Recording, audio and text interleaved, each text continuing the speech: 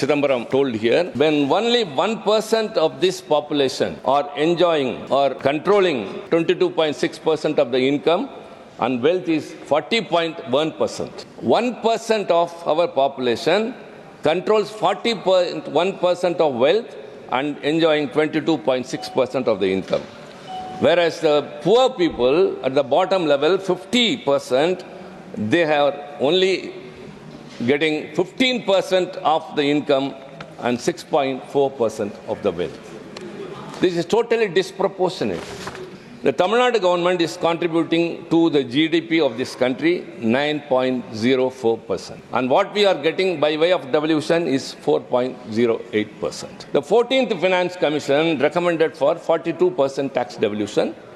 The 15th person for reduced it to 41%, but actually it is only 32%. Even not that. That's what I say.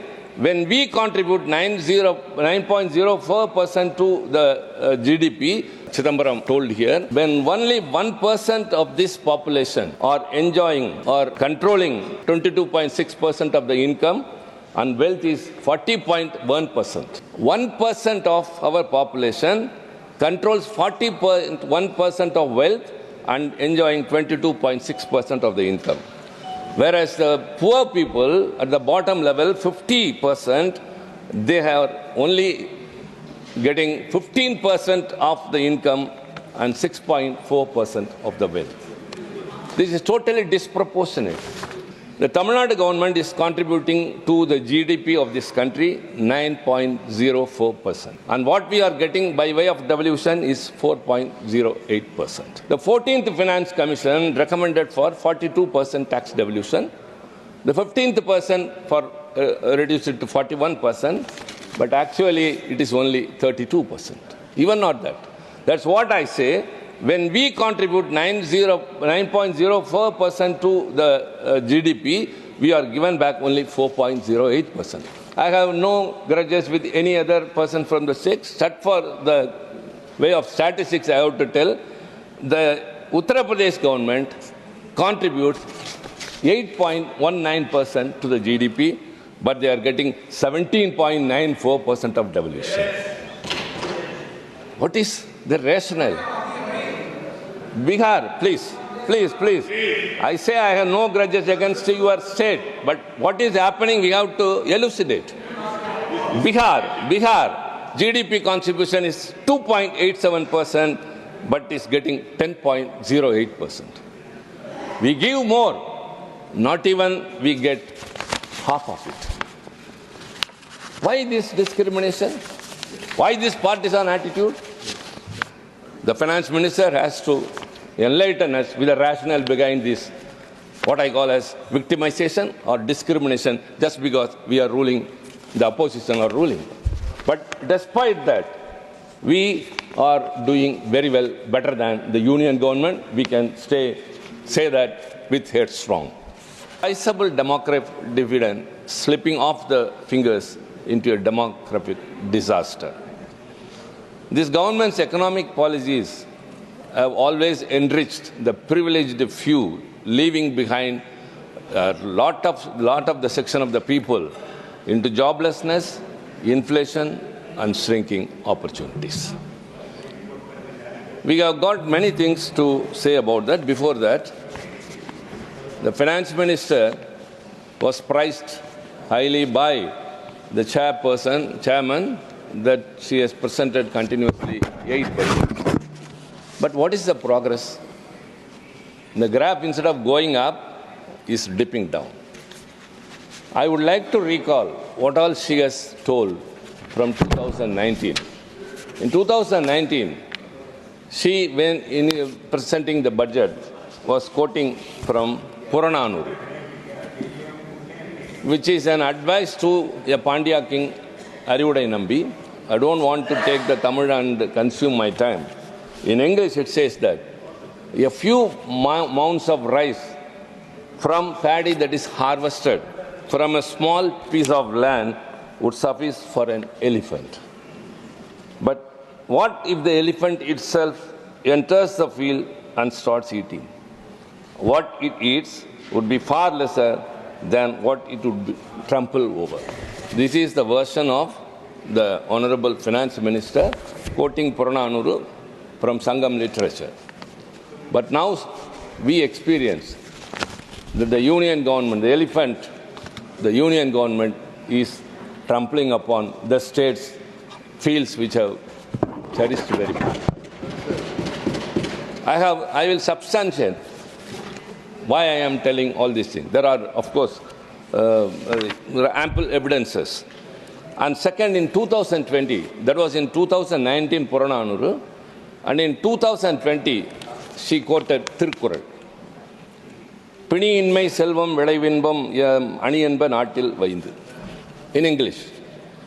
The country's 5 jewels are unfailing health, farm productivity, joy, good defense, and wealth.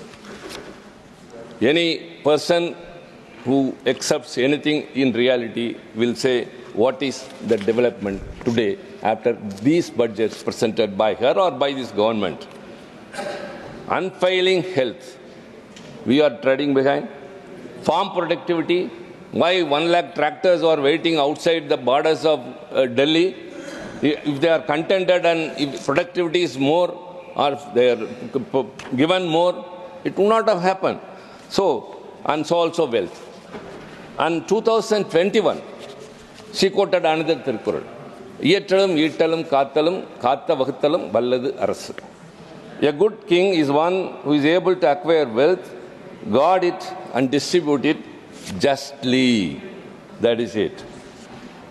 Of course, you consume, you collect revenues, you guard it, but whether it is distributed justly to all the people equally in this country means no. As I said earlier, it enriched the privileged few and deserted the people who are in this country in the lower rung. That's what my senior colleague, Mr. Chidambaram, told here.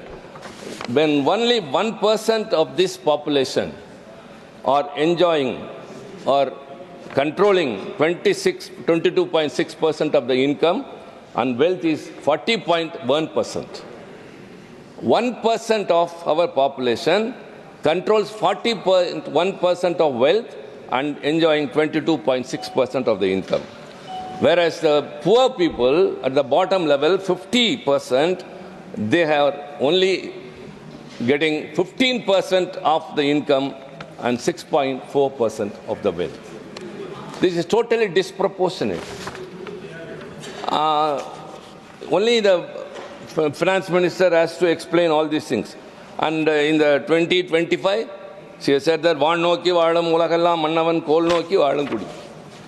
as the living beings look upon the sky for rains, the citizens look upon the government for good governance. Yes, they are looking upon, but no good governance. These are all mere not allegations. What is happening is partisan approach of this government. For example, if a woman is going to buy some flowers from a woman who is selling on the roadside, she will measure it with her hands. But if the customer is regular and well known to her, you can measure it with your own hands. Because the seller's hand must be small, may be small. Like that, when they have a yardstick, they have a yardstick for the states which are ruled by the ruling party, and they have a smaller yardstick for those states which are ruled by the opposition party.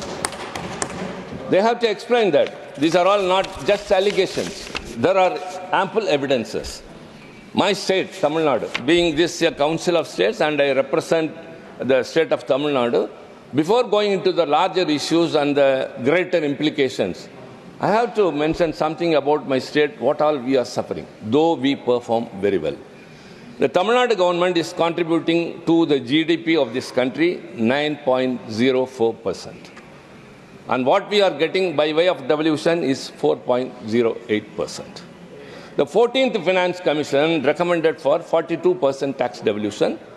The 15th person for reduced it to 41%, but actually it is only 32%. Even not that. That's what I say.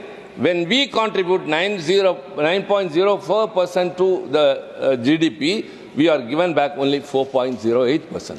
I have no grudges with any other person from the state. Except for the way of statistics, I have to tell, the Uttar Pradesh government contributes 8.19% to the GDP, but they are getting 17.94% of devolution. What is the rationale? Bihar, please. I say I have no grudges against your state, but what is happening, we have to elucidate. Bihar, GDP contribution is 2.87%, but is getting 10.08%. We give more, not even we get half of it. Why this discrimination? Why this partisan attitude? The finance minister has to enlighten us with the rationale behind this, what I call as victimization or discrimination, just because we are ruling, the opposition are ruling. But despite that, we are doing very well, better than the union government. We can say that with head strong. It's not just a statement. The union government's allocation to education, as again our senior colleague who initiated, the former finance minister, he mentioned about Make in India. In the year 2015, lofty proclamations about Make in India was made by a Prime Minister. At the same time, Make in China was proclaimed in China. And in 2025, the recently elected President of USA, Donald Trump, has said, Make in America. This is in 2025. As soon as he assumed power, he addressed a conference of the international investors. In that, he told, you are all manufacturing from outside America and making America a market. Hereafter, you should make everything in America, then only you will be given the benefits, or else I will be taxing you very heavily, which you cannot tolerate. This is a way of coercion, or any way he is approaching, that the revenue of the status of economic position of America should improve, Make in America. What happened to 2015 proclamation of India and China? China has reached this target. India has not. Why? Because the basic things which a nation needs is education, healthcare, infrastructure. Everything has been achieved by China. But here what happens is very poor, it has to be admitted. The union government is allocating only 2.5% of total expenditure to education. That is 1,20,628 crore. My state, Tamil Nadu government, we are allocating 49,700, that is 13.6% of our total expenditure. What Tamil Nadu government is spending towards education is 40% of the total allocation by the union government to the entire country. Ours is 13.6%. And this year it is 13.17%. So also health care. The union government allocation is 1.89%. See, India is the thickest populated country. And what America does not have, we have is the youth population. America may have very good education, might have very good infrastructure, but they don't have the youth force as we are having. We are having 64% of our population as youth force. How you are going to utilize that? Because they are suffering because of unemployment. And healthcare is very much important, because the last rung of the people who work and who don't get anything. What is the reality? The income tax slab, which Madam Finance Minister has announced, that up to 12 lakh it will be exempted. I don't want to go into it. How many are the beneficiaries? Only 1 crore. 1 crore of the people are benefited. We have nothing against it. Let them enjoy it. But what about the remaining 139 crore of the people? And especially another thing. The EWS, which the government is very much proud of, economically weaker section, the slab is 8 lakh rupees per year. That is 75,000 per month. And if the residential area they are living is below 1,000 square foot and below 5 acres of land. 5 acres of land and 1,000 square foot of residential flat or anything which they live, and 8 lakh rupees is the slab for economically weaker section people. Leave that alone.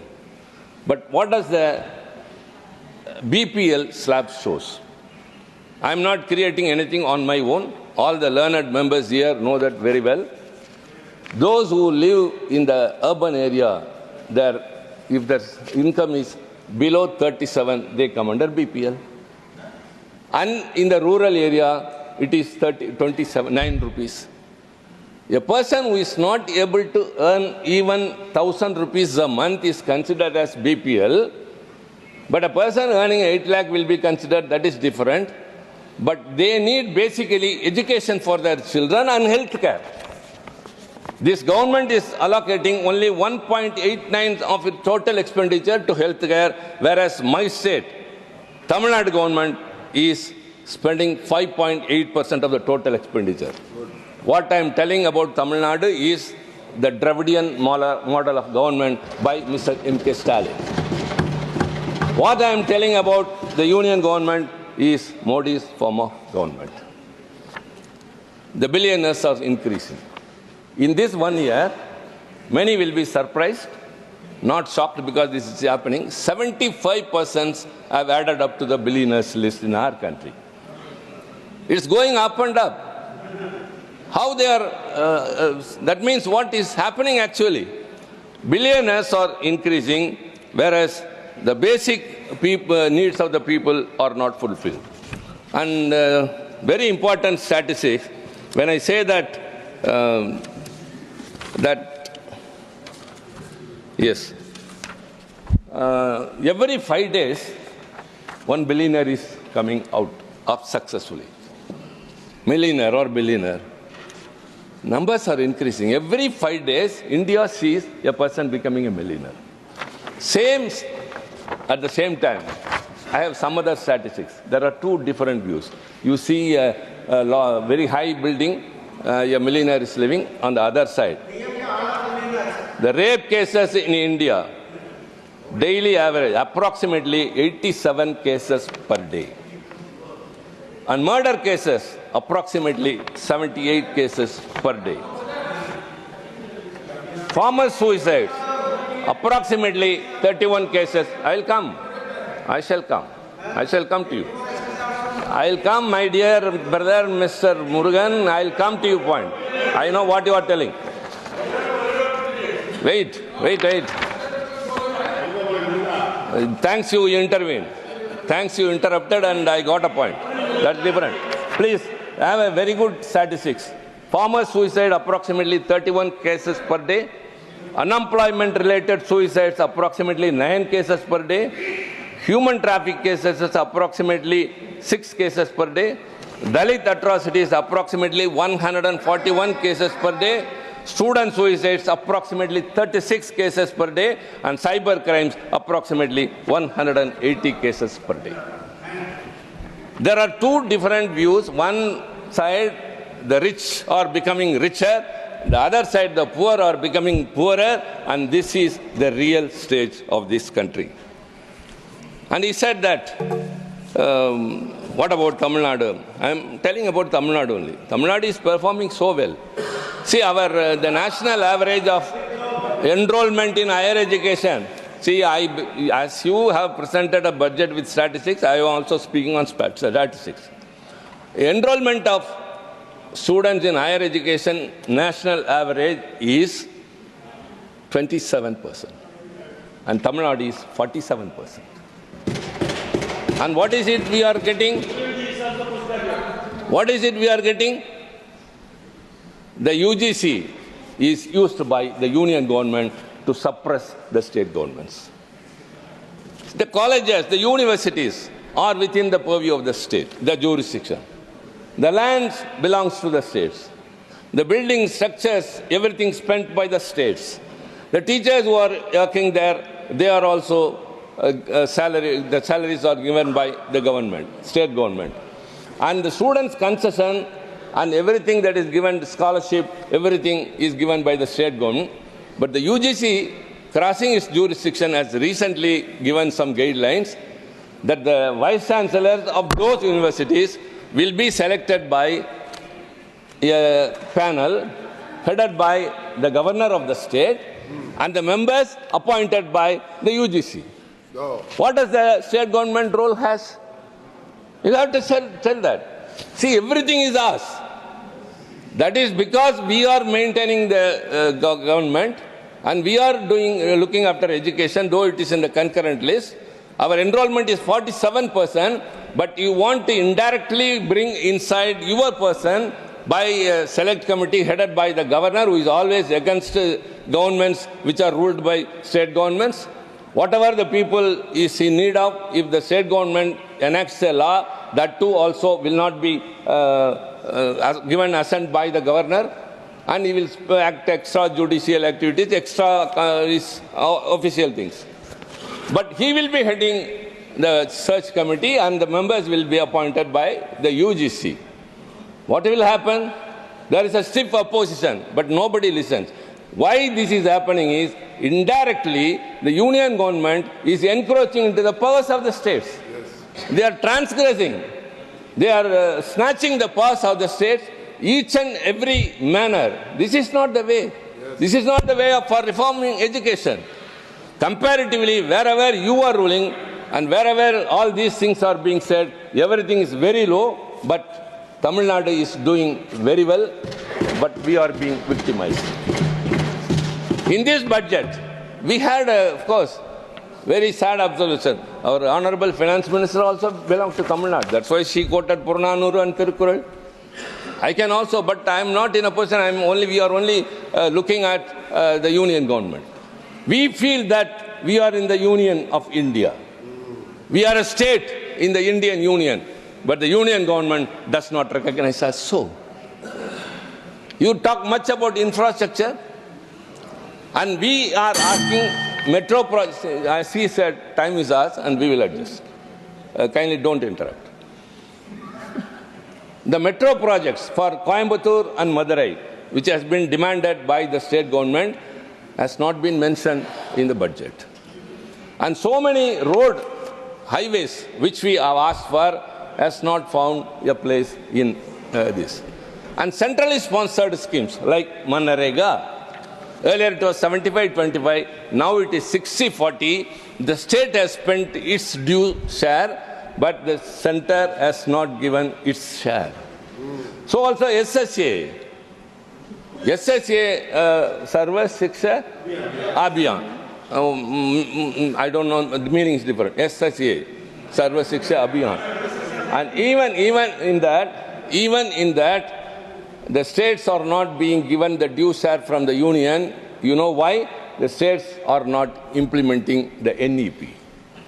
See, it is the state government's choice whether to accept a policy which is to the convenience of the union government. And we are saying that we have got our own new education policy. We have constituted a committee that would come out. But it says that if you don't adopt NEP, you won't be given your due share. Like UGC says, if the states doesn't abide by the guidelines of the University Grants Commission, the universities cannot award degrees to the students. How strange. Who are there to dictate?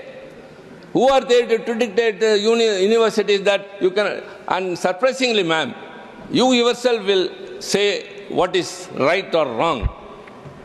The vice chancellors to be in the universities need not have an academic background.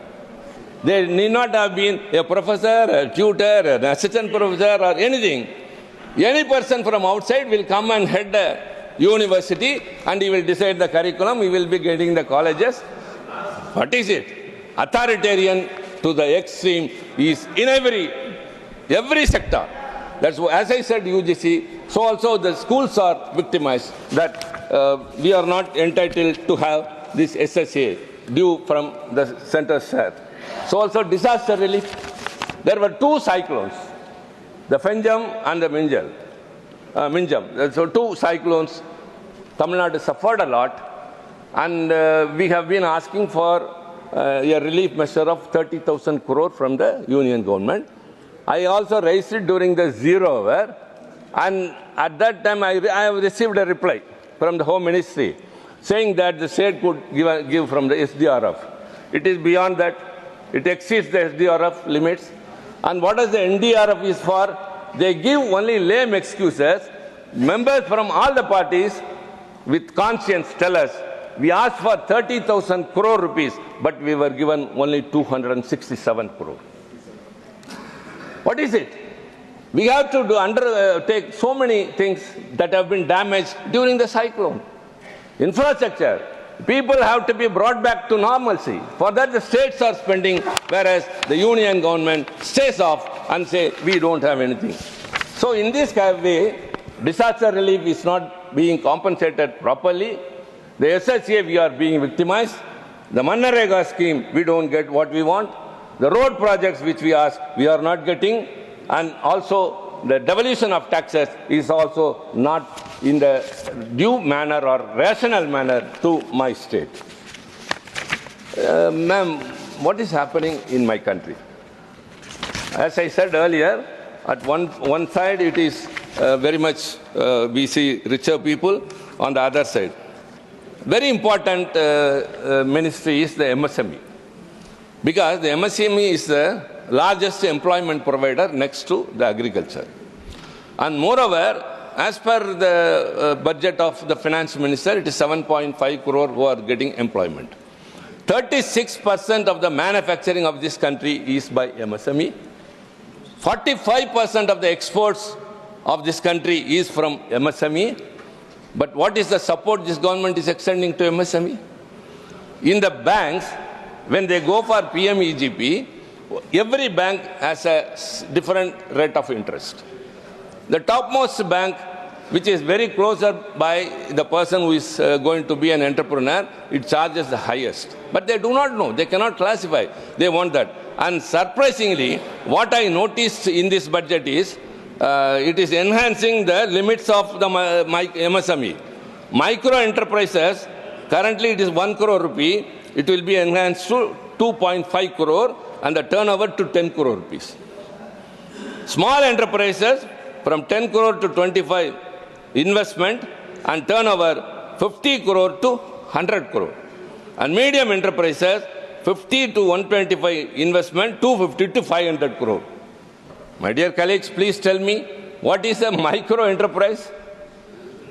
MSME people who are in just for 5 lakhs, just getting a 5 lakh loan, a woman is running something, doing some business, which gives an employment to 7 persons, 2 from the same family and 5 from that village. So giving more loans and showing that we have given that much, you have to give to more number of persons and generate employment. That is the purpose of the MSME. For example, a shopkeeper, at the time when he closes his shop, he won't come and check how much collection is there. He will see how many bills have been given, how many persons have entered his shop. That means he is bothered about the number of customers than the collection. In a mall, the customers will be very less. In a shop, in a multinational brand company, and the collection will be very much. But at the same time, ordinary textiles in our bazaar will have a lot of people. The collection will not be even half of that collected in a mall. So, which is a necessary means, you have to help the MSMEs, that too the poorest people, to have more entrepreneurs, enterprises, and that way you can generate more employment. And this year, very surprisingly, again the income tax slab, everyone is praising about, the collection of taxes, direct taxes, 56.78% is from personal income tax. And the corporate tax has come down. The income tax, direct taxes is 56.78%, out of which 53.3% is from ordinary people. What you have done to these ordinary people. Instead of that, you have favoring the corporates. And indirect taxes is the remaining 42.68 or something. And the indirect taxes mostly constitute the GST. And the GST this year mainly constitute, the indirect taxes constitute 83% of indirect taxes. 83% of the indirect taxes is from GST. That is what, again, our former finance minister told here. What are you doing with that? Why don't you cut down the GST? Every person, even an auto driver, even a farmer, even a laborer in a farm, they are paying GST. Income tax is given by some other people, middle class or upper middle class or anything. Every individual is paying GST. Why don't you cut down that? Have you cut down the excise duty of petroleum products, as he said? That would have benefited the lot in the nation. But you have not done so. You are not doing anything to the common man. You don't have them in focus. You are making a micro enterprises into a mini corporate. How can a 250 crore turnover is called as 50 crore turnover is called as a micro enterprises? MSME is not able to market. That's why the government has a scheme, PPP,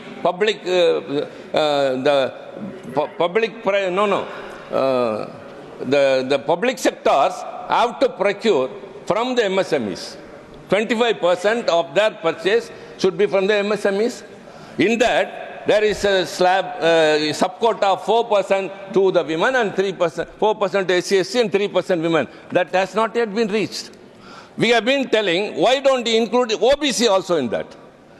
But though there is an allocation, a reservation, a subquota, but it is not achieved, they are not able to market it. What are the devices you have for the MSE products to be marketed? How will you control the interest rates equally? You can prevail upon the RBI. You can say that the repo rate or anything of that sort. But an ordinary person who goes to a bank, the nearby bank, should not be taxed or in a manner of the interest verification. So in that way, the MSME, again I say, the largest employment provider has to be taken care of. But you are trying to make it again a corporate.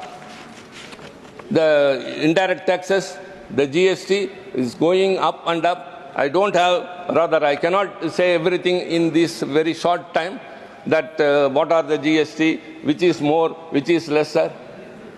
And everything is contradictory, which affects the common man. You have taken away all the revenue rights of the state governments and it has been subsumed into the GST. But do you compensate that? You collect GST compensation cess. You collect surcharge for welfare schemes. These surcharges and cess are not in the divisible pools. So you are getting more money by way of another way, shortcut way, by way of cess and surcharge, and the union government is keeping that even not without sharing with the state governments. So the last person is paying, but the state governments are not benefited. So I have got much more to say, but as again to say, the one more thing, the Pradhan Mantri Awas Yojana, PMAY.